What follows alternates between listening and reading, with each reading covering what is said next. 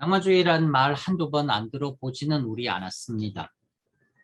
하지만 마치 마찬가지로 낭만주의가 뭐냐 그러면 모르지 않잖니, 낭만주의 뭔지 한번 아무 말이라도 한두마디 해볼래? 라고 막상 누가 질문하면은 대답하기 되게 거시기해요.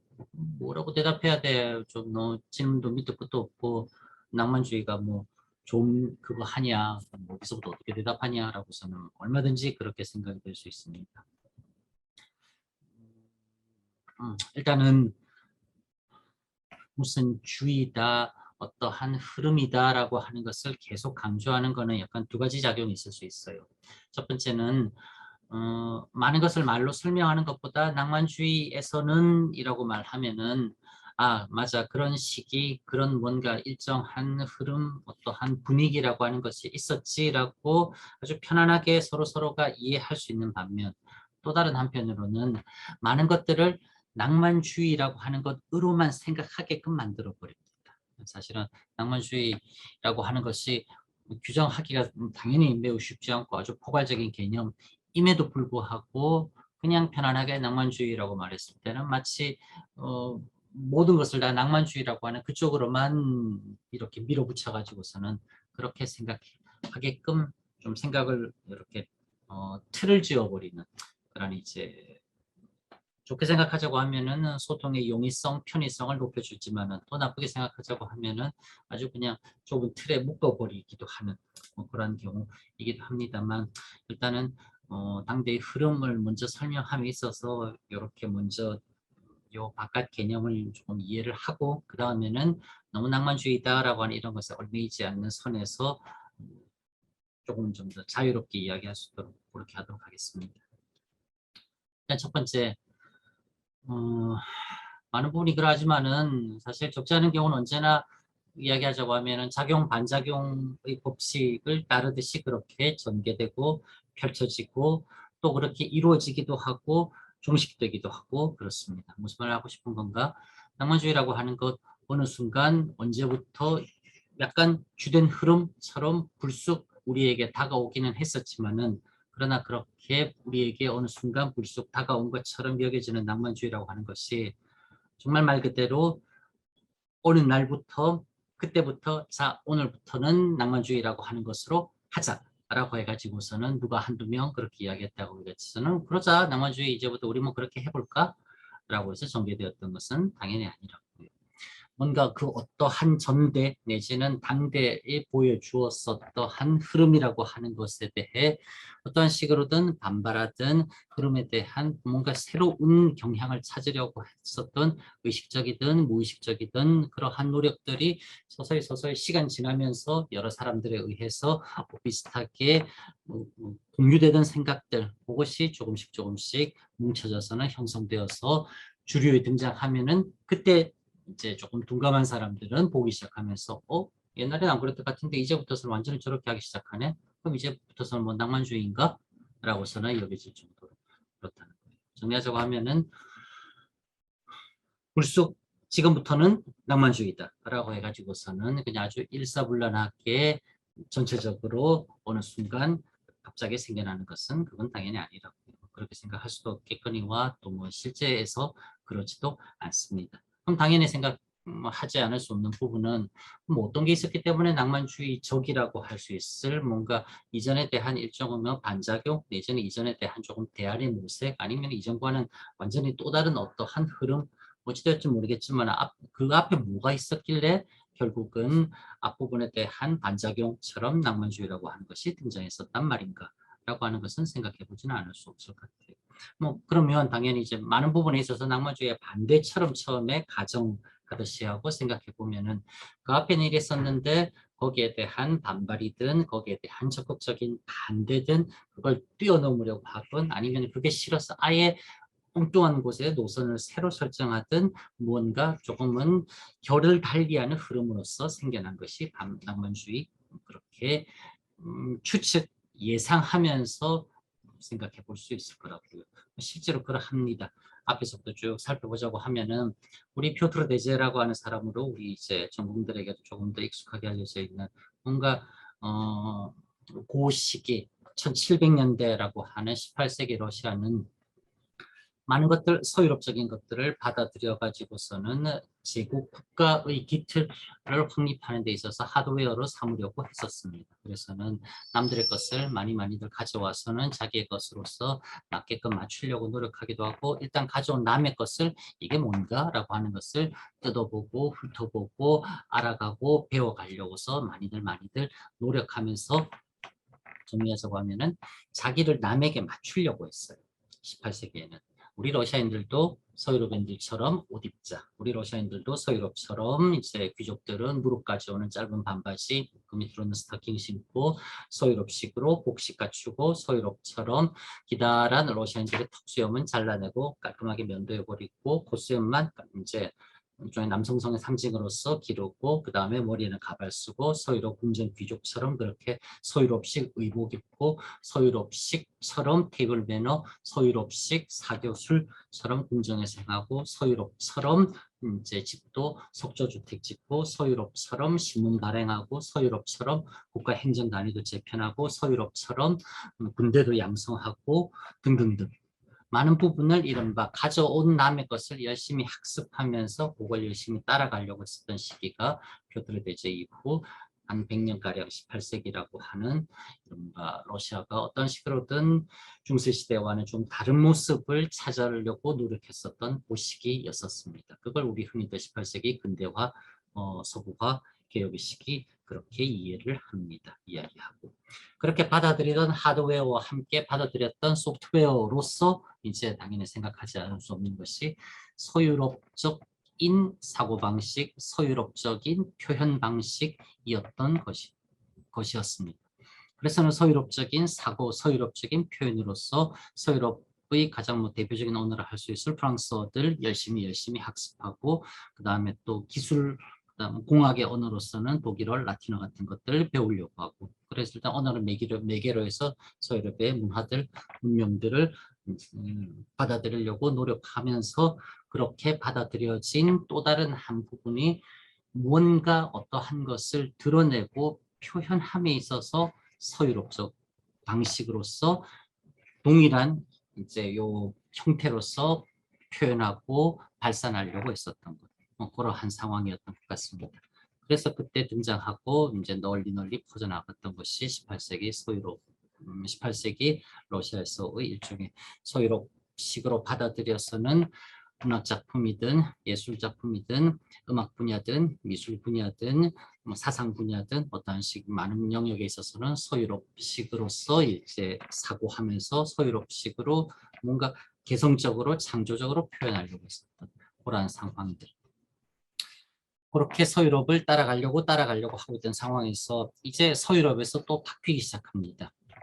프랑스를 중심으로 해서는 절대왕정 필자가던 국가들에서 그 이전까지 자신들이 열심히 갖고 왔었던 이성적인 합리주의적인 사고체계, 인간의 이성으로서 모든 것을 이해할 수 있고 해야 된다라고 주장했었던 소유롭식의 주지주의적인 세계관, 계몽주의, 뭔가 합리적 세계관에 기반한 일종의 철학이라고 하는 것들이 그것만으로 채워지지 않는 어떠한 다른 빈 부분이 여전히 있구나라고 하는 것을 조금씩 깨닫기 시작합니다. 그 이전까지는 인간의 이성이라고 하는 작용으로서 모든 것을 다 해결할 수 있다라고서는 아주 그냥 자신 있게 그냥 그렇게 생각했었는데, 그렇게 밀어붙여도 왠지 그렇게까지 해결되지 않는 영역이 여전히 존재하고 있고 여전히 뭔가 남아있다라고 하는 것을 인정하지 않을 수 없는 상황, 그런 상황쯤에 직면하게 이르게 되고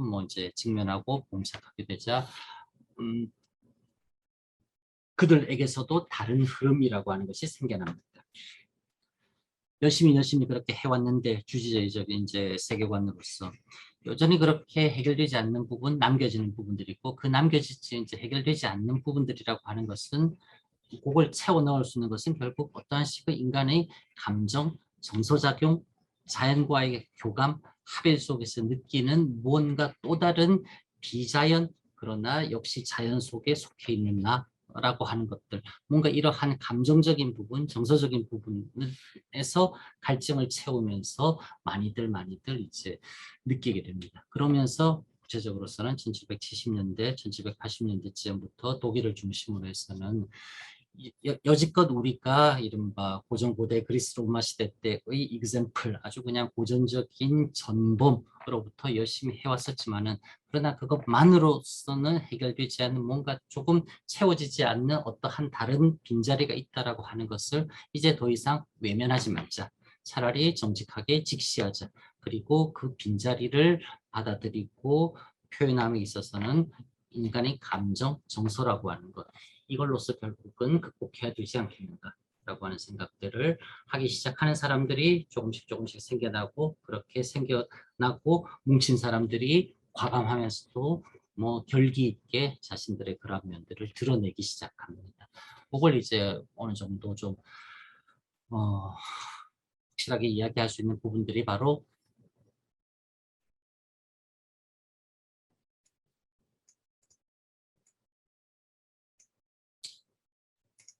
이 부분이라고 할 수 있습니다. 이른바 독일을 비롯해서 등장하기 시작한 질풍노도운동이라고 하는 부분. 뭐 자신들의 이름 자체도 질풍, 뭐 휘몰아치는 바람, 그리고 아주 그냥 거세게 몰아닥치는 파도라고 하는 것처럼 정돈되어 있고 질서 잡힌 형태, 뭐 아주 편안하면서도 예측 가능한 상태가 아니라 그냥 불어닥치는 바람, 이제 또 밀려오는 파도와 같은 그냥 아주 예측 불허이면서도 뭔가 폭발적인 그러한 이제 에너지, 그로 인해서 또 그러한 자연의 거친 무방함 속에서 느껴지는 어떠한 자연력, 그것을 또 받아들이는 인간의 존재, 뭐 이런 식으로 해가지고서는 아주 이성적으로 계산에 의해서 생각할 수 있는 부분, 그것 말고 다른 영역이 있고, 그 다른 영역이라고 하는 것을 이제 더 이상 외면하지 말고 그걸 솔직하게 받아들이자라고 하는 흐름들이 생겨나기 시작했다고. 이렇게 독일에서 가장 먼저 생겨나기 시작한 그 이전까지의 잘 짜여진 질서, 조화를 추구하던 형태와는 다른 아주 그냥 거칠고 불규칙하며 예측 불가하고 뭔가 펴나가려고 하는 아주 그냥 응축된 에너지, 이걸 인정하고 이걸 적극적으로 추구하고 모색하는 흐름이라고 하는 것이 생겨나게 되고, 점차 그들이 세력 동조자를 확보해 나가면서 어느새 뚜렷한 흐름으로서 구축되게 됩니다. 이 낭만주의라고 하는 것은 전 유럽적인 현상이었고 역시 전방위적인 현상이었어요. 즉 글로스타라고 하는 문학뿐만 아니라 시기가 약간 빠르고 늦는 그 정도 차이이긴 하나, 음악의 영역에서건 미술의 영역에서건 건축의 영역에서건 한마디로 인간이 다양한 수단으로서 표현할 수 있다라고 하는 측면에서 모든 면에서 낭만주의적 뭔가 이렇게 응축된 에너지로서의 감정이라고 하는 것을 최대한으로 발산시키면서 그걸 일종의 지향처럼 삼겠다라고 하는 이런 주의는 영역을 가리지 않고 모든 영역에서 다 발산되었던 것이었습니다. 문학에서도 당연히 드러나고, 음악도 그러하고, 미술도 그러하고, 건축도 그러하고, 철학적인 영역에서도 심지어 그러하기도 하고 등등. 그렇게 해서는 그러한 낭만주의라고 하는 것이 독일로부터서 가장 먼저 구심점을 찾아서는 형성되기 시작하고 주변으로 번져나가기 시작하면서 18세기 이미 유럽적인 것을 많이 받아들이면서 유럽화되려고 의식적으로 매우 노력했었던 러시아 입장에서도 독일로부터 시작한 낭만주의라고 하는 것을 역시 아주 자연스럽게 마치 당연히 그러해야 되는 것처럼 받아들이면서 러시아 스스로도 뭔가 이제 우리도 우리식의 낭만주의라고 하는 것이 필요하고 뭔가 우리식의 낭만주의라고 하는 것을 전개해 나가보자라고 하는 생각을 하기 시작하게 됩니다. 그러면서 이제 약간은 공교롭지만은 연도도 1801년 딱 1800년대 시작하는 그때 새로운 황제 알렉산드르 1세라고 하는 황제가 즉위하면서 자연스럽게 뭔가 조금 새로운 시대라고 하는 것, 뭐 새로운 황제의 즉위와 함께 새롭게 펼쳐지는 정치라고 하는 것과 함께 맞물리듯이 되면서 러시아 또한 이제 여전히 유럽적인 것을 받아들이는 그러한 이제 흐름에서 받아들이는 유럽적인 흐름이 다른 흐름으로서는 본격적으로 이렇게 수용하면서 그것들을 자기화하려고 많이들 노력하기 시작하게 됩니다. 그래서 낭만주의라고 하는 것이 뭐 조금 이렇게 거칠지만은 대략적으로 말해서 18세기라고 하는 1700년대가 일종의 러시아 입장에서는 제국으로서의 국가적 기틀을 마련하고 그러한 제국으로서의 국가적 기틀을 마련함에 있어서 앞서 이미 제국으로서 국가적 기틀을 마련한 서유럽 여러 국가들의 모델을 받아들여서 자기화하려고 했었던 시기라고 하면은 19세기쯤에 이르게 되면은 그러한 자기화가 본격적으로 작동하면서 일단 가져오기는 남의 거 가져옵니다. 중요한 부분. 러시아에서 문학이 되게 뛰어나고 훌륭하고 그래도 러시아에서 내세울 건 문학이지라고 많이들 생각합니다. 뭐 심지어들 다들 그렇게 생각하다시피 그냥 우리뿐만이 아니라 그냥 모르는 사람들마저도 러시아 하면 그래도 뭐 문학이 뭐가 좀 있잖아 라고서는 그냥 한마디 툭 지나가면서 던지다시피 할 정도로 그럼 그렇다고 해서 1학기에도 많이 강조했었지만은 러시아 문학이 뭔가 되게 독특하고 그들만의 아주 특출나면서도 러시아 문학이 뭔가 아주 자신의 것을 이렇게 새로이 만들어내고 그것으로 인해서 러시아 문학이 특별하다든지 뭔가 음, 위치를 차지하고 역할, 의미를 지니고 있다. 그렇게 생각할 수는 없어요. 쉽게 이야기하자면 러시아 문학의 오리지널리티라고 하는 것은 20세기 초까지 등장하지 않습니다. 뭔가 자신들의 아주 오리지널한 것, 아리기날리한 것은 러시아 문학에는 없어요. 20세기 초까지는. 그럼 뭐가 있었다? 일단은 남의 것들 가져옵니다. 남의 것들 얼른 가져와요. 부지런히 가져옵니다. 남의 것들 가져와서 그걸 자기 것으로 만드는데 탁월합니다. 아주 빠르고 정확하면서 만들어진 자기 것으로 소화해낸 것이 조금 시간 지나고 나서 보면은 분명 저기서 가져온 건데 원본을 능가한다 싶을 정도로 훌륭하게 잘 만들어진. 그래서 결과만 볼 때는 훌륭하게 잘 만들어진 마지막 성과물만 볼 때는 그래도 역시 러시아가 문학이 뭔가 역할을 하고 있으며 훌륭하구나라고 생각할 수 있겠지만은 발생학적인 그러한 이제 흐름을 따져본다고 하면은 남의 거 들고 와서 그거 자기 것으로 뚝딱뚝딱 맞춰보려고 하면서 얼른 자기한테 가장 적합한 걸로 잘 만들어내고 그렇게 잘 만들어낸 게 심지어는 원본을 능가하다시피 하는 정도. 한 상황이라고 하는 것. 이거는 중세문화 때도 그러했으며 18세기도 그러했으며 19세기 초반의 낭만주의라고 하는 흐름도 여전히 그러하고 19세기 중후반 우리가 뭐 가장 잘 아는 러시아 문화의 황금시대라고 할 수 있을 도스토옙스키, 톨스토이, 취업, 트루게네프 등의 19세기 후반의 러시아 리얼리즘에도 역시 마찬가지입니다. 그렇지만 그게 점점 쌓여가면서 19세기 말 20세기 초 그때 이른바 세기 전환기라고 하는 시기 그때는 러시아가 정말 오리지널하다. 러시아로부터 시작되고 러시아가 꺼내놓는 뭔가 아주 특별한 것이며 그 이전에 이런 것은 없었다라고 할 만한 것들을 20세기 초에는 러시아가 드디어 꺼내놓기 시작합니다.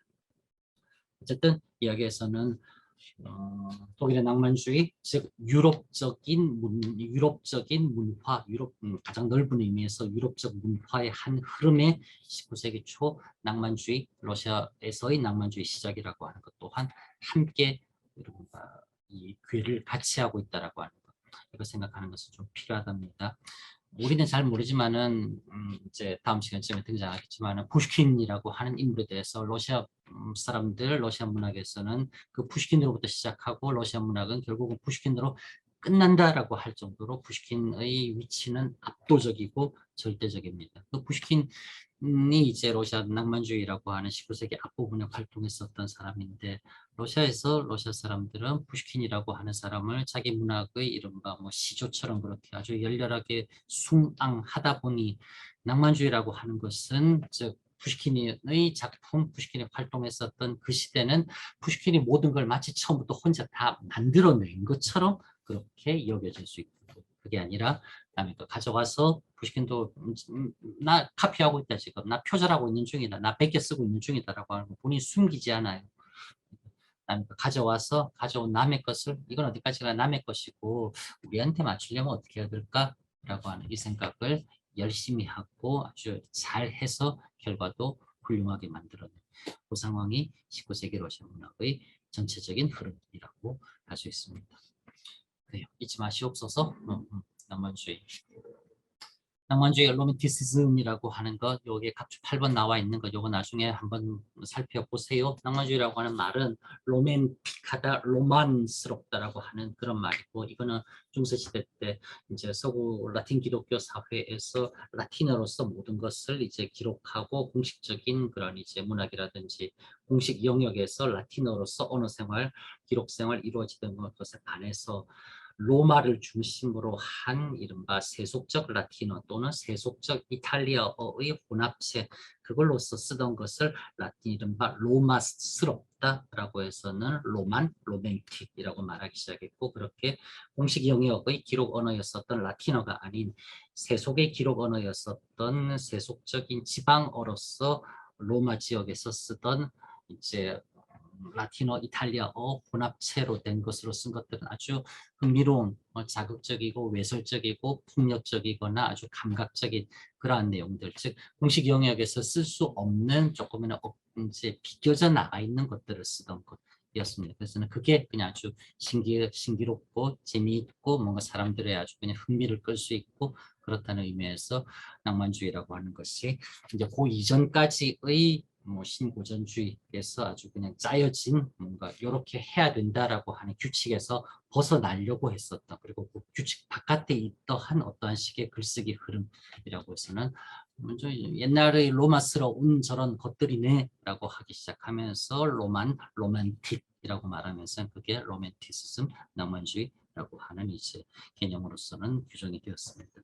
이제 우리말이라기보다는 이제 번역될 때 낭만주의라고 번역되면서 낭이라고 하는 파도 낭자지요. 일본에서 번역되었는데, 근데 슈트루먼트 드랑이라고 하는 독일의 저 이제 질풍노도 거기서 착안해 가지고서는 휘몰아치는 바람, 아주 그냥 거세게 밀려오는 파도, 그거를 이제 파도랑자를 가져오고 아주 그냥 뭐 흐드러짐이라고 하는 가득 차서 퍼져나간다라고 하는 만자 같이 이제 조합시켜서는 낭만주의라고서는 그렇게 내용을 이해하고 일본에서 만들어낸 번역어고 이제 중국을 비롯한 한자, 동아시아 우리 문화권에서는 낭만주의라고서는 그렇게 규정하고 있습니다. 어쨌건 그렇게 될 거예요.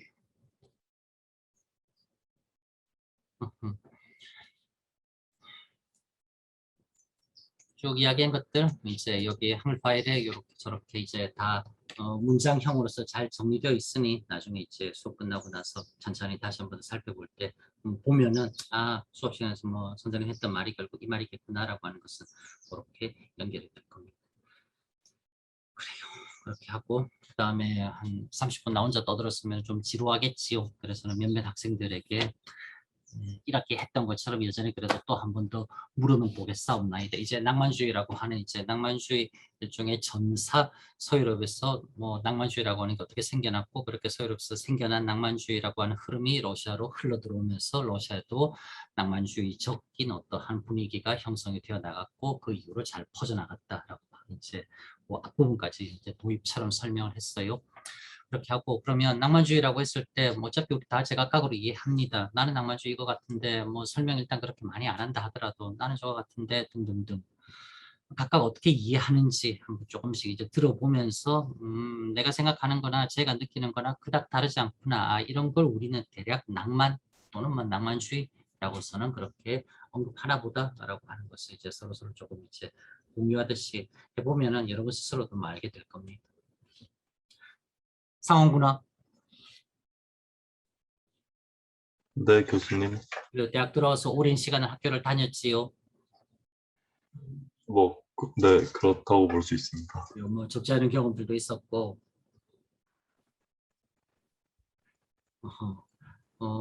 저번 학기에 수업 들었었지요, 아마도. 네, 물론입니다. 그래서는 저기 그 뭐냐, 눈높인, 합격증 받고 눈높인 본관의 풍경을 보면서 낭만이라고 하는 것을 대학 때 가장 강하게 느꼈다. 그렇게 이야기했었던 것 같다. 기억난다. 네, 맞습니다. 비슷하지요?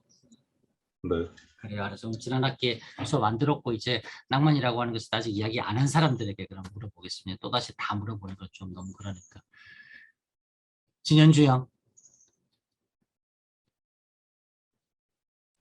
네. 뭐 그래 코로나 때문에 대학을 다니고 있는 건지 안 다니고 있는 건지 나도 잘은 모르겠지만 그러나 어찌하였건 좀 생각을 짜내 본다고 하면은 대학 들어와서 내지는 뭐 여지껏 전체 다 해도 되겠고 살면서 가장 낭만적이었었다라고 기억되는 경험 있으면 이야기 한번 해봐 주세요. 어, 낭만적이었던 거요? 음, 어, 고등학교 때 제가 아직 대학 생활을 엄청 적극적으로 해보지 못해서 제가 살면서 가장 낭만적이었던 경험은 고등학교 때 뭔가 꿈꾸면서 공부하고 친구들이랑 어울리고 이런 게 가장 낭만적이었던 것 같습니다. 그래요, 알겠어요. 거기서 조금 더 도드라질 수 있는 하나 정도의 에피소드 같은 거 있다고 하면은. 제가 고등학교 3년 동안 기숙사에 살았는데요. 아, 어, 조금 소박할 수도 있지만 음, 저는 모의고사 치고 친구들이랑 항상 맛있는 걸 먹는 거를 약간 저희들만의 약속으로 지켰었는데 그게 가장 기억에 남습니다. 알겠습니다. 그래요. 김채원 양, 네, 교수님. 똑같은 질문이에요. 살면서 가장 낭만적이었다라고 기억되는 경험, 순간, 모멘트 있으면은 한번 이야기해봐 주세요. 저는 비교적 최근이었는데, 제가 뭐지? 그 호텔, 되게 비싼 호텔에 당첨이 돼서 이 친구들끼리 이 호텔 호캉스를 가가지고 되게 비싼 피자를 사서 비싼 술과 함께 그 한강 뷰를 보면서 먹었던 게 기억에 남습니다, 지금. 그래요, 알겠습니다. 시종일관 비싼 이군요. 그리고 마지막은 이제 한강뷰로서 이제 마무리되는. 알았어요. 어떤 상황이고 이제 뭘 이야기하고 싶어 하는 건지 알겠습니다. 김현수 양, 네, 교수님. 똑같은 질문이에요. 삶에서 가장 낭만적이었던 순간 경험. 저는 학창 시절 때 제 생일날에 친구가 학교로 꽃배달 시켜준 거를 제일 낭만적인 걸로 꼽겠습니다. 고등학교 때 네, 고등학교 때 친구가 이제 연수야 생일 축하해 해가지고서는 이제 꽃배달을 시켜주었단 말이에요. 네, 그래요. 좋은 친구다. 그래요, 알겠습니다. 그럼 이제 다른 반 친구들은 우와 하면서 막 부러워하면서 그냥 막 그랬었겠군요. 연수 양은 조금 부끄러운 듯 싶지만 그래도 기분은 되게 좋았었겠고. 음, 알겠습니다. 그래요. 신지민 군, 네, 교수님. 지민 군아, 안 들리시나요? 뭐 들리긴 대충 들립니다. 소리가 약간 작긴 하지만 그래요. 지민 군 질문은 똑같아요. 뭐 가장 낭만적이었던 순간. 어, 어, 체육관에서 열심히 노졌던 시간 빼고 이야기하세요. 그거 지금 얘기하려고 그랬는데, 빼고 음, 그게 낭만, 그거는 고통이자 훈련이지 낭만은 아니잖아요. 근데 이제 합숙 끝나고, 이제 음, 트로피에다가 음, 그 막걸리를 따라 마셨는데, 음, 그게 이제 그 합숙 동안 했던 음. 노고를 약간 좀 보상받는 느낌? 어, 그래가지고 좀 낭만적이었던 것 같습니다. 알겠습니다. 그래요. 지명은 조정부래요. 그래가지고서는 조정 열심히 한대요. 그래서 이제 그거 이제 합숙훈련 끝나고 나서는 고생했다 해가지고서는 이제 또 그렇게 선배들이 후배들 격려해 줬나 봅니다. 알겠습니다. 그 다음에 백재원 양, 네, 살면서 어, 낭만적이었었다. 저는 그 디즈니를 되게 좋아하는데요. 음, 맨날 그 디즈니랜드 가고 싶다고 생각만 하다가 어허, 20살 때 처음 가족들이랑 디즈니랜드 갔을 때 진짜 되게 좀, 네, 여러 감정들이 막, 네, 떠오르고 그때가 낭만적이었던 것 같습니다. 알겠습니다. 나하고 똑같이 생긴 딸내미가 8살 초등학교 1학년인데 걔도 지금 고등학교 졸업하면은 디즈니를 아빠 엄마가 꼭 자기를 데려가 줘야 된다고서는 지금 노래를 부르고 있어요. 온갖 캐릭터 등등을 이제 그냥 진열해 가지고 지포지를 장식하고 있고 실제로 디즈니를 가보면 어떤 느낌이 드나요? 뭔가 말로 형용할 수 없는 느낌이었었겠지만 이제 부모님은 다 커서 이제 뭐 그런 걸 좋아하냐고 하긴 하는데, 아유, 네, 안 그러던데. 근데 진짜 막 그냥 좋다 하기보다는 좀 음, 진짜 약간 꿈꾸는 느낌이 살짝 음, 들긴 하더라고요. 뭐지, 뭐 여기는 이 약간 세상이, 신기해. 그러니까 약간 이 세상이 아닌 것 같은 환상 속의 동화 속의 그런 나라 같은, 뭐 어차피 뭐 드러내는 게 그거지만은 정말 그런 그 심장부에 와 있다는 상황이니까 그럴 거 아니겠어요. 네네. 알겠습니다. 그래요. 조유림 양, 네, 살면서 가장 낭만적이었었다. 가상까지는 잘 모르겠지만, 음흠, 네, 좋아하는 분이랑 한강에 이제 산책을 가서 저녁 때 산책을 갔는데, 막 이야기하고 그 야경을 보고, 음흠, 해지는 거 보고, 이렇게 이러면서 한 새벽 한 2, 3시까지 진짜 걷기만 했는데, 너무 좋았던 그런 순간이 있었는데, 그때가 정말 몽환적이었던 것 같아요. 알겠습니다. 충분히 전달이 됩니다. 어떤 상황이었었는지 알았어요. 휴안나 양, 네, 언제가 낭만적이었었어요? 저는 러시아에서 러시아 친구들이랑 음흠, 꿀바사에 보드카를 마시던 시절이 제일 낭만스럽죠. 보드카 네. 러시아에서 러시아 아, 친구들하고 어떤 보드카를 마셨다고요?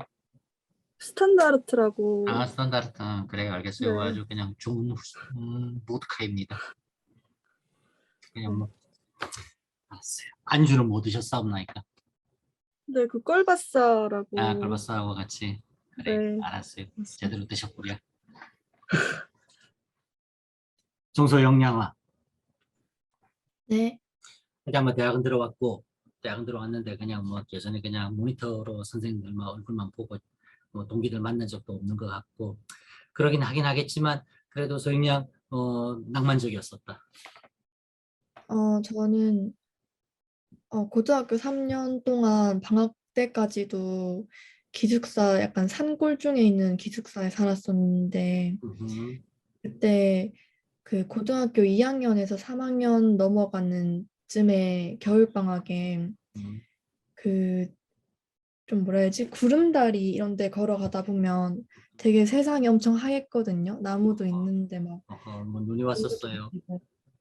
네, 근데 그 시기에 어? 뭔가 식물이나 이런 자연도 음, 봄에 뭔가 피어나기 위해서 음, 조용한 고요하게 노력하는 음, 그런 시기인데 음, 저희도 음, 고2에서 고3 넘어가니까 음, 다들 고요한 상태로 음, 굉장한 노력을 하고 있으니까 음. 그게 되게 그 생각을 하면서 엄청 새하얀 그쪽을 걸었는데 그게 좀 낭만적이었던 것 같습니다.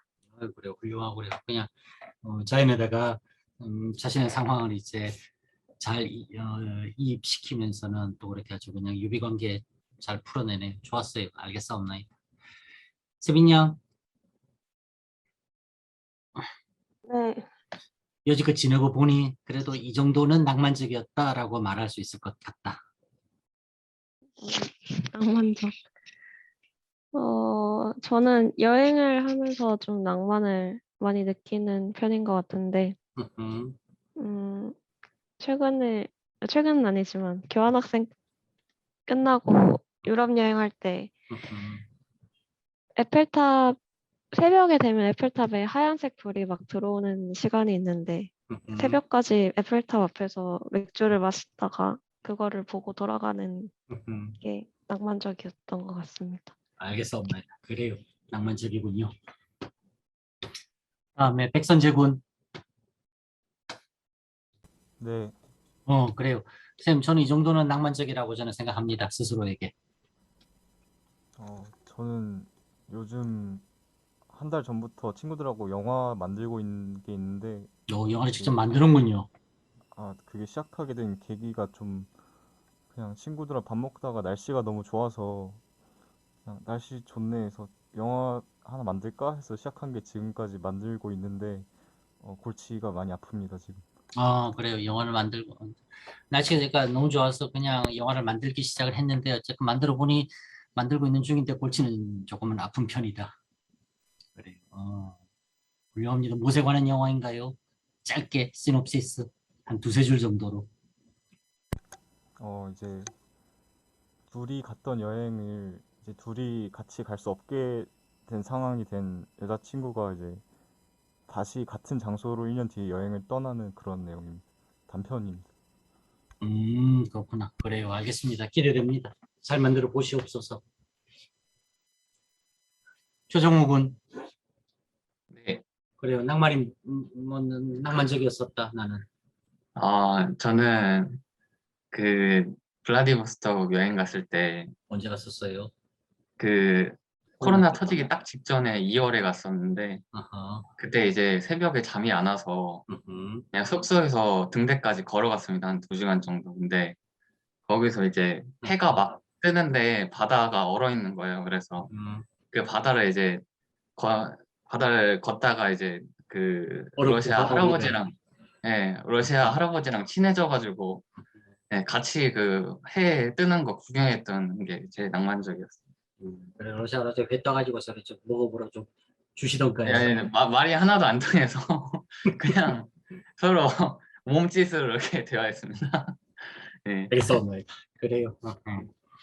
어쨌건 블라디보스토크 거기 이제 독수리 등는 저기 독수리 다리 있고 하는데 거기 가서 이제 그냥 거기까지 2시간 겨울 새벽에 걸어가는 것도 그랬었겠고, 그래도 거기 가서 해 뜨는 거 보는 것도 그랬고, 얼어붙은 바다 위를 걷는 것도 역시 그러하고, 그래요. 뭐 낭만의 바다군요. 알겠습니다. 여러분들 이야기하는 것에서 다른 사람들 이야기하는 것 대충 들으면서 이제 그냥 뭐 저런 경우는 낭만이라고 하는구나 라고서는 어렴풋하게 다 생각이 되었던 것처럼 많은 경험들이 있지만은 가장 공통적이다라고 생각될 수 있을 만한 부분들을 조금 이렇게 추출해 보면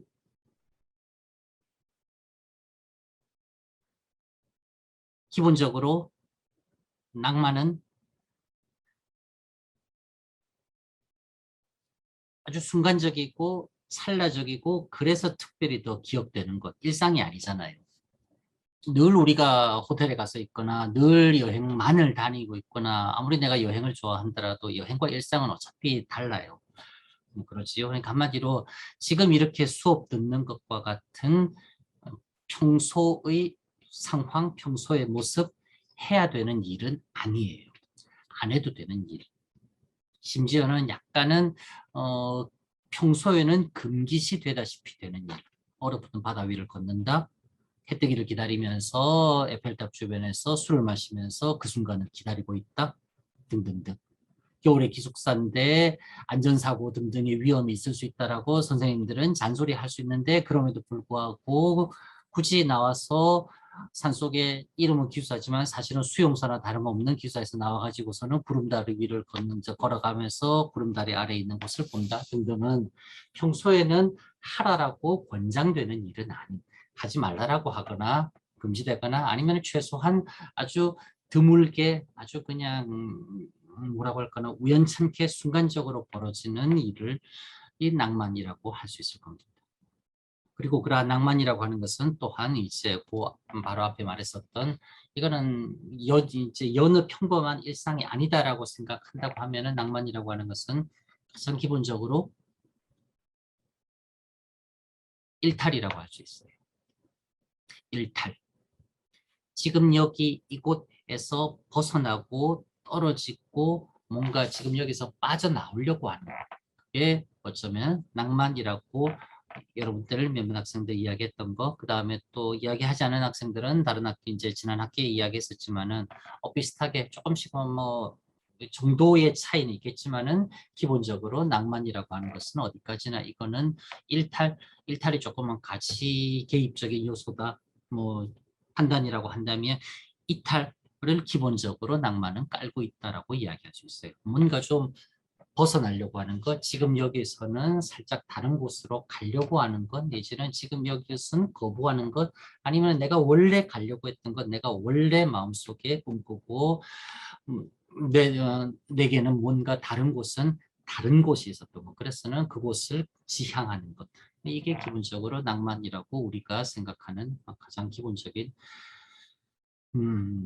밑바탕에 우리도 모르게 깔려있는 그러한 정서이라고 아마도 대략 추출해서 이렇게 수렴시켜서 이야기할 수 있을 겁니다. 낭만주의라고 하는 게 이겁니다. 낭만주의가 이거예요. 낭만주의는 기본적으로 지금 여기 이곳이 좋건 나쁘건 낭만주의자들에게 염원되고 낭만주의자들이 지향하는 곳은 그 어떤 곳 다른 곳으로 다르게 있어요. 그리고 더 중요한 것은 그 어떤 다른 곳, 직접적으로 이야기하자고 하면은 존재하지 않는 장소로서 유토피아라고 하는 이상향, 그곳으로 가려고 이동하고 그곳에 자신을 처하게 하려고 하는 지향, 그게 낭만주의의 가장 중요하면서도 결국은 낭만주의가 무엇인가 라고 하는 것을 이야기할 때 마지막까지 우리가 포기할 수 없는 부분이 바로 앞에서 방금 이야기한 벗어나서 꿈꾸던 것으로 그리 가려고 하는 그 노력, 그 지향, 그러한 과정, 그걸 낭만주의라고 말할 수 있을 겁니다. 처음 시작되었다라고 하는 독일의 낭만주의자들, 이 사람들 역시 마찬가지로 뭔가 지금 이곳 여기서부터 벗어나서 새로운 곳으로 가려고 하는, 그렇게 새로운 곳으로 움직이려고 하는 자신들의 노력, 지향을 질풍 휘몰아치는 바람, 노도, 거세게 밀려오는 파도, 그것에 비유해서 그렇게 표현한 것이었다. 무슨 말인지 알겠사옵나이까? 그리고 그렇게 이상향이다, 뭔가 지향한다, 뭔가 거기를 가고 싶다라고 하는 것, 그건 사람마다 다 달라요. 여러분들 방금 이야기했지만은 다 다르잖아요. 다 다르죠. 물론 비슷하게 그냥 큰 뭐 카테고리로 보자고 하면은 뭐 여행이다, 아니면은 뭐 또 다른 거다라고 해서는 겹칠 수는 있겠지만은, 그러나 그 여행 또한 아주 다양한 층위에서 실현될 수 있는 뭐 다양한 양상이기 때문에 그냥 여행이라고 해가지고 뭉뚱그려가지고서는 넌 똑같구나 이렇게 말할 수 있는 것은 아닙니다. 어쨌건 이상향이다라고 하는 것, 그 이상향으로 닿으려고 하는 뭐 지향, 노력, 과정, 그 자체는 우리 모두에게 있는 것이며, 그리고 구체적으로 그 이상향이 어디며 어떻게 나는 그곳을 닿으려 하는가라고 하는 자신의 염원의 실현 과정 자체는 이건 사람마다 다 달라요. 같은 게 있지만은 또한 그 같은 것 이상으로서는 어느 정도 공유한다라고 할 수 있겠지만은 공유되는 이상을 구체화시켜 나가는 방법에 있어서는 역시 다 다른 것. 어쨌든 낭만주의라고 그렇게 말할 수 있을 것이라고요.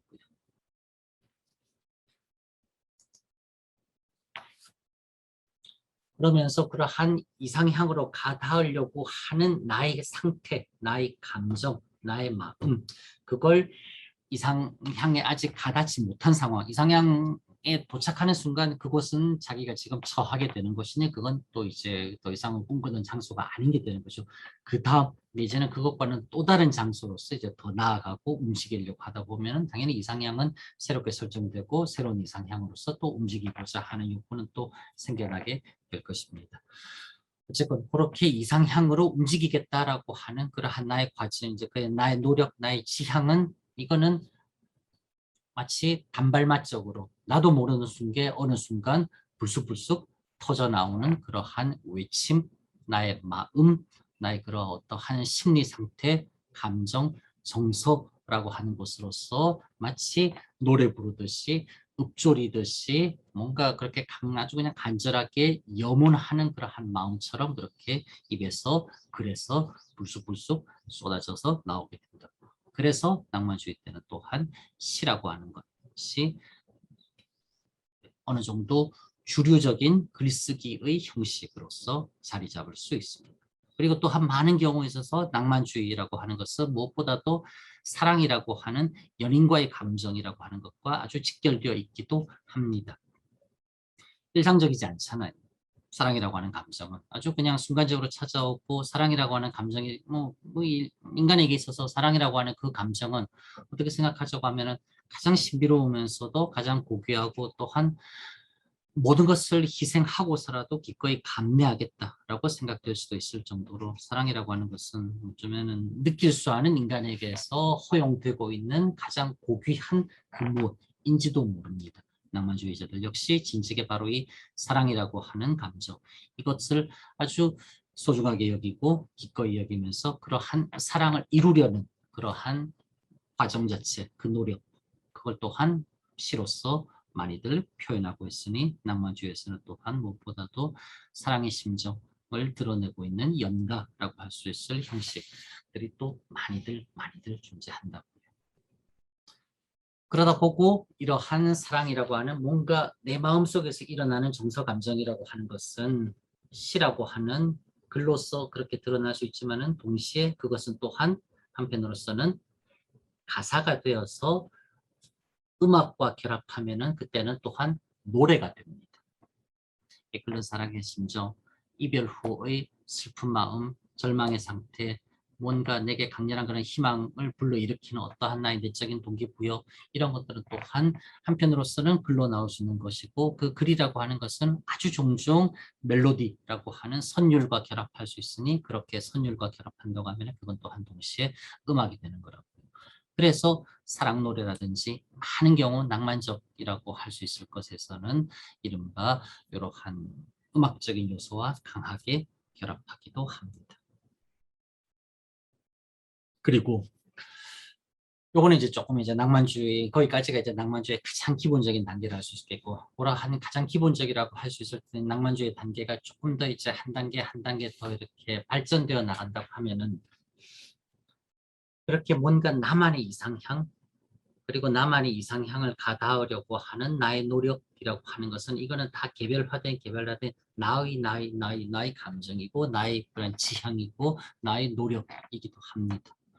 이러한 나의 감정, 나의 지향, 나의 노력이라고 하는 것은 확장된다고 했을 때 개인으로서 나가 아니라 개인의 나가 하나로 뭉쳐져서 우리 모두로서의 뭔가 더 나은 상황으로서의 이상향, 그 더 나은 우리 모두의 이상향으로서 우리 모두가 함께 옮겨가려고 하는 그 노력, 그 과정, 그걸 이야기하기 시작하면 그때는 나 혼자의 이상향, 나 혼자의 가닿으려는 노력이 아닌 내가 속해 있는 우리 모두의 이상향, 그리고 우리 모두가 그리로 가닿으려는 노력이라고 하는 것은 묶어서 이야기하자고 하면은 상황에 따라서 다를 수 있겠지만은 가장 직접적으로 와닿는 표현으로서는 민족주의라고 이야기할 수 있어요.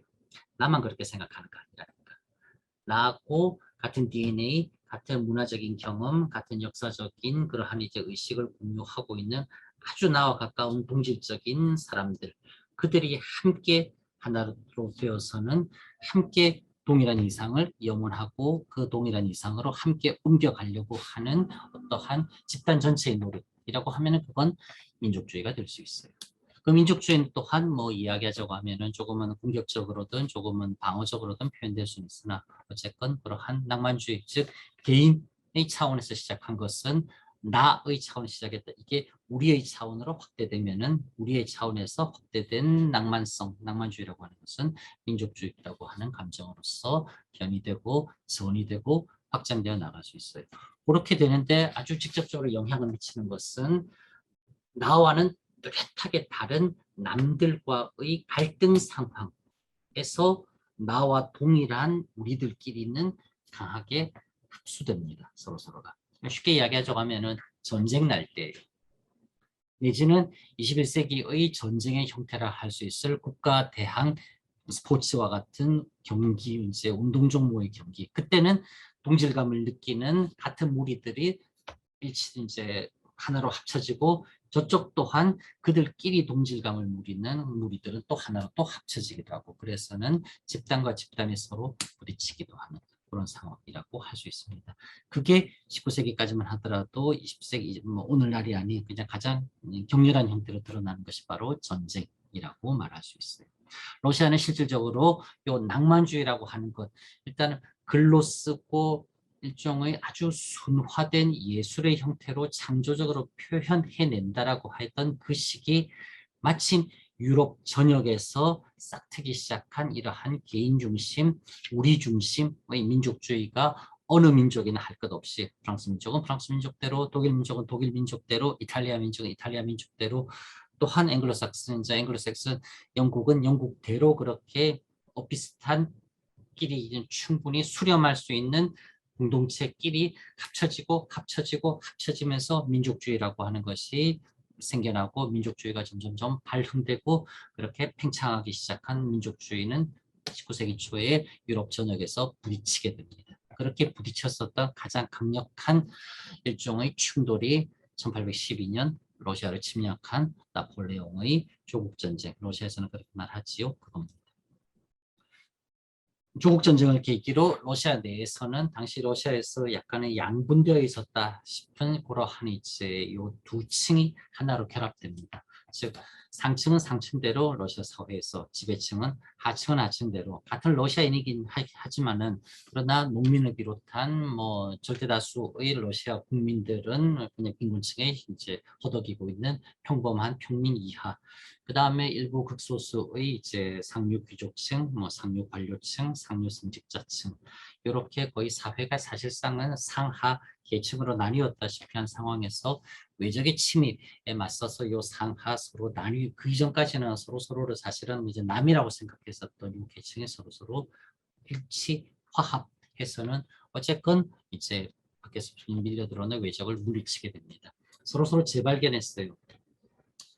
농민을 비롯한 이제 하층민들은 늘 프랑스어만 쓰던 지주들, 귀족들, 프랑스군이 침략한다고 했을 때 나폴레옹이 그들은 프랑스어를 쓰고 그렇게 프랑스 문화 좋다라고 숭상하니 당장 프랑스 편에 붙어서 지주들을 비롯한 자신들을 공격할 줄 알았는데 똑같은 군복을 입고 프랑스어를 쓰는 프랑스군에 맞서서는 자기들과 함께 싸우더라라고 하는 점에서 하층민들은 상층을 재발견합니다. 저들 또한 러시아인들이구나.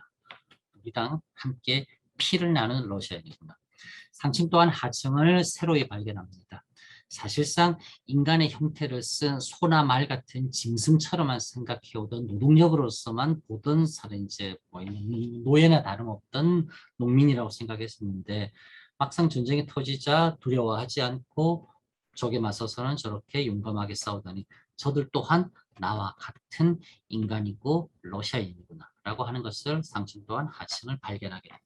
그렇게 하면서 러시아 사회가 그래 우리는 역시 러시아인들이구나 라고서는 서로가 서로를 재발견하면서 내적으로 그냥 일치하게 되는 원했던 것은 아니었었지만은 결과론적으로서 그렇게 러시아는 19세기 초 유럽으로부터 사상적 흐름으로서 낭만주의가 밀려 들어와서 개인 그리고 확장된 개인, 팽창된 개인으로서 우리라고 하는 의식이 생겨날 즈음 외부의 침략으로 인해서 그 우리라는 의식이 내부에서도 공고하게 결합되면서 우리는 러시아 민족이다 라고 하는 뭔가 그런 이제 후천적인 이념을 스스로에게 인식시키면서 부여하기 시작했어요. 그렇게 하면서 러시아는 이제 19세기 앞부분, 요 세기 전반기 앞부분 시대 이 낭만주의라고 하는 것이 단순하게 그냥 시 조금 쓴다, 뭐 노래 조금 불렀다라고 하는 차원을 넘어서서 사회 전반에 걸쳐서 국가 체계로부터 시작해서 국가 운영, 그 다음에 사람들 한 명 한 명의 평소의 그런 이제 이데올로기까지 아주 그냥 광범위하게 침투해 들어갔습니다. 마찬가지로 이걸 러시아만 그랬던 것도 아니었었어요. 19세기 유럽 전체가 다 이제 한마디로 우리는 이렇게 우리끼리 프랑스인들이다, 우리는 우리끼리 이렇게 독일인들이다, 우리는 이리끼리 이탈리아 사람들이다, 스페인인들이다, 우리는 포르투갈 사람들이다, 우리는 스웨덴 사람들이다, 우리는 영국인들이다, 잉글랜드인들이다 라고 하면서 그렇게 자신들 동질감, 동교의식을 강하게 느끼는 1차적 중거 집단으로서 민족이라고 하는 것이 아주 그냥 왕성하게 생겨나고 활동하기 시작했다고. 서로가 맞물리듯이 그렇게 그냥 낭만주의라고 하는 것과 민족주의, 민족의식, 민족성이라고 하는 것이 그냥 함께 이렇게 결합되어서는 그냥 아주 사이좋은 두발자전거처럼 그렇게 19세기 앞부분 러시아 사회를 비롯한 유럽 사회 전역을 이끌고 나가게 됩니다. 그 이야기 지금 하고 있는 거예요. 그 이야기가 바로 낭만주의에서 민족주의로의 진화라고 하는 이 부분입니다.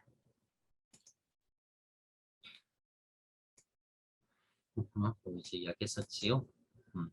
그다음에 요거 해당하는 부분은 다음 시간에 조금 더 이야기할게요. 결국 뭐 이야기하자고 하면은 삼자체이자 사회적 사상으로서의 낭만주의 민족주의라고 하는 것이 19세기 세계 앞부분 러시아, 그리고 좀 더 정확하게 이야기하자고 하면 우리는 지금 러시아를 다루니 러시아를 그렇게 이야기하니 러시아가 이렇다라고 생각하고 말하지만 그건 러시아만이 그런 게 아니라 유럽이라고 하는 요 일정 정도 동질 문화권이 다 그러했었어요. 딴 데는 안 그런데 러시아만 특별히 이렇게 뭐 민족주의적인 감정 생겨나고 낭만주의가 막 발호했었다.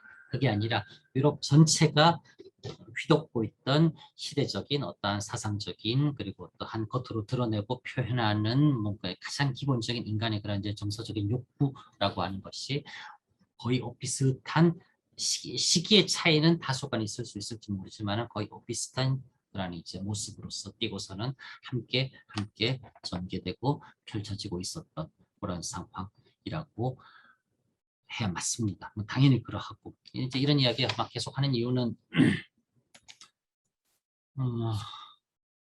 러시아 조금 하다 보면은 이제 약간 그런 생각 많이 합니다. 러시아는 뭔가 좀 다른 것 같아.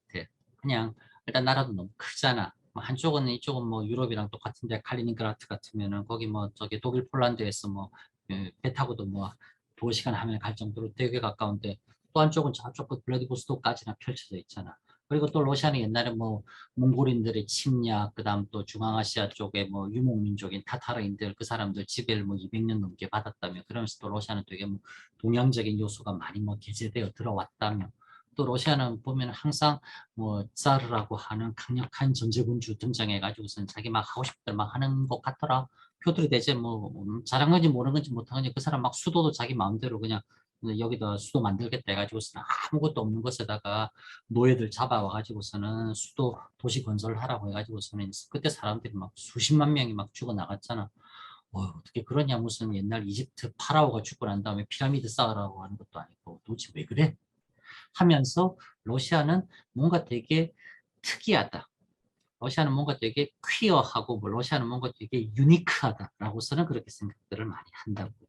그게 아니라 러시아는 어디까지나 유럽의 비록 약간은 이제 조금은 가장자리에 있긴 있었지만은 그러나 20세기 초 러시아 혁명이 일어나기 전까지 우랄 산맥 서쪽에 있었던 러시아 제국의 중심부는 여기는 그냥 유럽의 일부였었습니다. 유럽의 일부로서 늘 뭔가 함께 교류하고 섞이고 받아들이고 간간히 영향 주기도 하면서는 함께 맞물려 돌아가던 공동운명체, 가장 넓은 의미에서 공동생활, 공동문화권으로서 러시아를 생각해야지 러시아를 우리 스스로가 되게 이상해, 특이해 라고 저는 자꾸 러시아만의 뭔가 조금은 달라 보이긴 하지만 그러나 그게 그리 다르지 않은 부분들을 강조하면서 러시아를 따로 떼어내어 가지고서는 뭔가 이해하기 조금은 쉽지 않은 세계, 뭔가 거기는 아주 좋게 말해서 독자적이다라고 표현하지만은 뭔가 전혀 보편적인 그러한 역사 경로의 법칙이 전혀 작용하지 않는 아주 이상한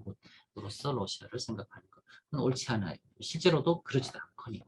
그래서 그렇게 오해 아닌 오해를 전공을 한다라고 하는 우리가 할 필요는 당연히 없기 때문에 계속 이제 흘러 들어왔으며 받아들여서는 자기 것으로 빨리 만들어냈었던 측면, 뭐 그 결과로서 러시아라고서는 이야기를 하는 겁니다.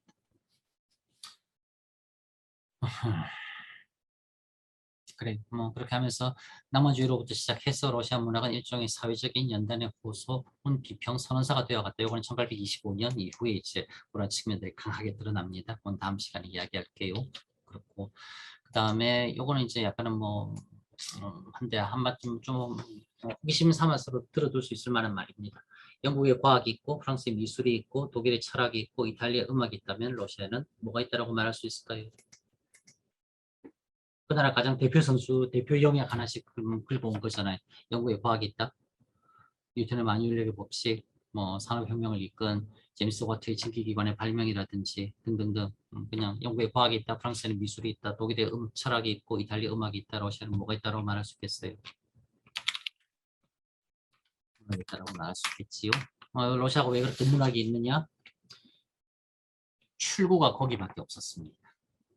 허용되다시피 한 일종의 출구가 거기밖에 없다시피 해서는 그리로 다 몰리면서 거기서 그렇게 많은 성과들, 결과물들이 나오기 시작했고 축적되면서 이제 시간 지나고 나서 소급해서 바라보니 러시아는 역시 문학에 뭐가 잔뜩 쌓여 있구나라고 하는 것은 뭐 이거는 존재하고 있는 사실로서 부인할 수 없는 거고, 그래서는 러시아에는 문학이 있다라고서는 이야기할 수 있어요. 왜 출구가 거기밖에 없었냐? 나중에 리얼리즘으로 넘어가면서 설명할게요. 결국 뭐 정리하다시피 하면은 나에 대한 집중, 개성적인 자질을 요구하게 되었고, 남과 다른 감정을 느끼는 나라고 하는 점이 되게 중요하게 생각이 되었었습니다. 결국 이러면은 다른 민족들과는 다른 우리 러시아인들이라고 하는 민족적인 자각 민족의식을 일깨우는 일종의 그냥 가장 아래의 그러한 흐름으로서도 그렇게 이해되기 시작했었어요. 그리고 이제 1825년 데카브리스트의 난이라고 하는 이제 어떠한 역사적인 사건이 펼쳐지게 되는데, 그건 다음 시간에 이야기할게요. 그 사건 이후 러시아에서 어느 정도 일반적인 보편적 경로를 따라서 조금 러시아도 함께 발전해 나간다 싶었던 낭만주의 경로라고 하는 것은 조금 더 방향이 틀어지게 됩니다. 그러면서 소유로 각국에서 보여주었었던 낭만주의의 조금은 이제 통상적인 진행 상황과는 조금 다른 모습으로서 러시아에서는 펼쳐지게 되었으니, 그렇게 펼쳐지기 시작한 러시아에서의 조금 다른 발전의 모습은 낭만주의라고 하는 뭔가 뭐 문학의 한 양식이라며 어떠한 시대적인 문예 사조로서 흐름이라며 라고 했던 것이 상당 부분 조금은 정치적인 세력, 저항적인 느낌, 뭔가 아주 불만스럽다 싶고 뭔가 아주 강하게 이걸 항거한다라고 하는 그런 느낌과 맞물리면서 러시아에서의 낭만주의, 특히 성숙해가기 시작하는 러시아의 낭만주의는 유럽 이러저러한 것들과는 조금 다른 낭만주의적 모습을 보여주게 됩니다. 뭐 그때쯤부터 시작해서 그래, 러시아 문학은 뭔가 조금은 이념적이야, 뭔가 러시아 문학은 조금은 사회적인 면이 강해, 사회 참여적인 면, 뭔가 좀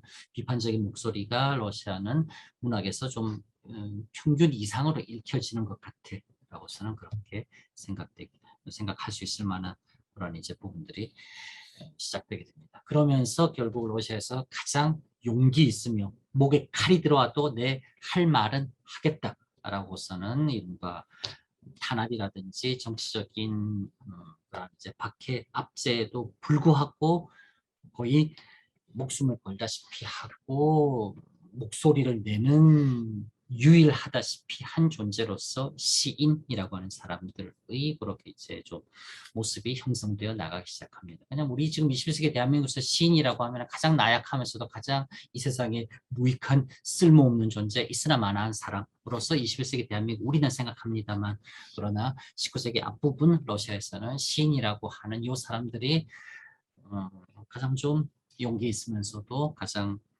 뭐라고 할까나 모두를 위해 희생을 기꺼이 자초하다시피 하는, 심지어는 약간은 뭐라고 할까나 희생자, 순교자의 이제 이미지까지도 함께 투사시킬 수 있을 정도로 전체를 위해서 분연히 나서는 한 명 있다고 했을 때 그 사람은 다른 말이 시인이다 라고서 러시아 사회에서는 그렇게 인식되고 또 이제 받아들여지기 시작하고, 시인들 스스로가 자신들의 그런 일종의 모두에 대한 사명감, 소명의식, 공동체에 대한 자신들의 책무감 이런 것을 강하게 자각하기 시작합니다. 그러면서 이제 나는 시인이다 라고 하는 이 한마디에 그냥 뭐 나는 시 나부랭이 따위나 쓰는 그저 그런 인간이다 라고 하는 것이 아니라, 나는 결국 마지막까지 이제 옳고 그른 것에 대해서 이야기할 수 있는 존재이다 라고 하는 것을 이제 스스로 이제 이야기하는 그러한 이제 상황이라고 말할 수 있어요. 낭만주의에 대해 인트로에 대해서 이야기하다 보니 시간이 조금 많이들 지나가 버렸고요. 생각하기 조금 애매한데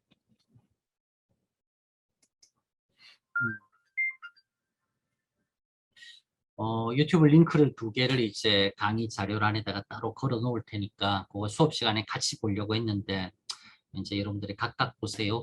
하나는 러시아 최초라 할 수 있을 이제 진지한 오페라에 대한, 왜 이런 오페라를 이 시대에 이런 사람이 만들었는가에 대해서 고전 음악 전공하는 분이 러시아 음악으로서 러시아 오페라 이런 작품이 있어요.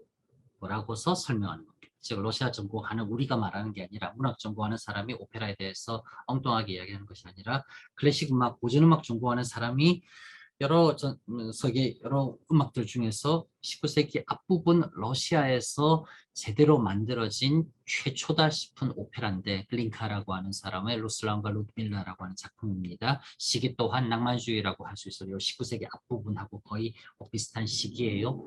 왜 러시아에서 이런 작품으로 이렇게 오페라를 만들었으며 오페라라고 하는 것, 즉 음악이라고 하는 것이 19세기 앞부분 민족주의적 어떠한 의식 함양에 뭐 이제 어떤 영향이 있었는가라고 하는 것을 고전음악 전공하는 사람이 이야기합니다.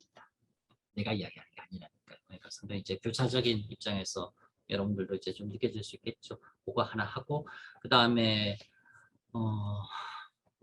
또 다른 하나는 그냥 유행가예요. 그냥 21세기 대한민국의 유행가이긴 하나 매우 낭만주의적인 정서를 강하게 함축하고 있는 이 사람 어디서 낭만주의에 대해서 특강 듣고 와서 이런 노래 만든 거 아닌가 싶은 느낌이 들 정도로까지 그냥 아주 뭐라고 할까나 낭만주의 정서를 그냥 흠뻑 발현하고 있는 이제 21세기 대한민국의 유행가 한 곡입니다. 가사를 들어보면서 노래를 들었어요. 그리고 뮤직비디오까지 같이 보면은 뭐 자체로는 이제 완전히 내적인 완결성은 이루어지는데 그냥 가사를 보면서 들으면은 낭만주의를 그냥 그대로 담고 있는 낭만주의에 대해서는 아무 맥락 없이 만들어졌지만은 매우 낭만주의적이다라고 왜 이야기하는가에 대해서 여러분들이 조금 이런 면에 그래서 낭만주의라고 말한 건가라고 저는 이제 생각될 수 있지 않을까 여기지기도 합니다. 오늘 배운 것, 그 다음에 이제 다음 시간에 배울 것까지 포함해서 거기는 들어가 있지만은 그래도 일단 한번 어렴풋하게나마 느껴볼 수 있도록 그렇게 하도록 하겠습니다.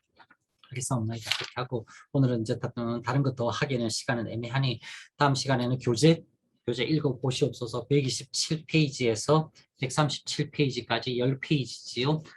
미리 말합니다. 쉽지 않을 겁니다. 우리 지난 시간에 질문 언어 예술에서는 이제 마지막 3페이지 정도는 도대체 무슨 말인지 하나도 감 안 왔었지요. 걱정하지 마세요.